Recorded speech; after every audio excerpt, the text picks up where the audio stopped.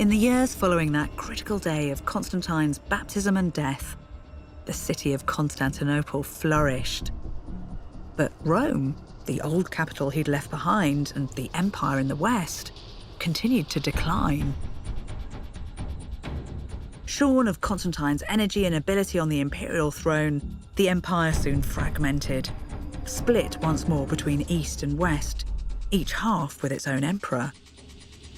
Divided, each part was vulnerable to civil war and invasion, and in the 5th century, barbarian tribes swarmed across the Western Empire. Rome itself was sacked by the Goths in 410 AD, by the Vandals in 455, and finally fell in 476. The city that had taken the whole world had now herself been taken, one contemporary said. Rome, for the first time in 800 years, had fallen to a foreign army. But even though some authors wrote that this was the end of the world, it wasn't. It wasn't even the end of the Roman Empire. Constantinople, the new Rome in the East, is the perfect manifestation of Rome's ability to adapt and thrive. It gave the empire a new lease of life, allowing it to have a lasting influence on all of us. Rome's codes of law and order, the genius of its technology and art and architecture survived here to inspire the Renaissance and help to shape the modern world.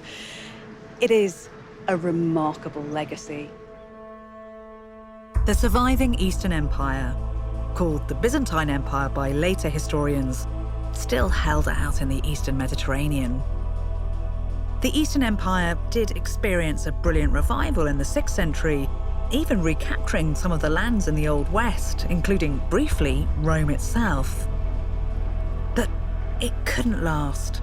And in the 7th century, this great Christian empire was rocked by a new threat: the Arab conquests, inspired by a new religion, Islam. The last vestiges of the Eastern Roman Empire finally fell in 1453, when Constantinople itself, for so many years considered impregnable, was taken by the Ottoman Turks. The last people to call themselves Romans were now without an empire. But even with the fall of Constantinople, the ideas that Constantine embraced and brought to the Roman Empire didn't fall with it. Social reforms inspired by a revolutionary new religious message are still part of our experience today.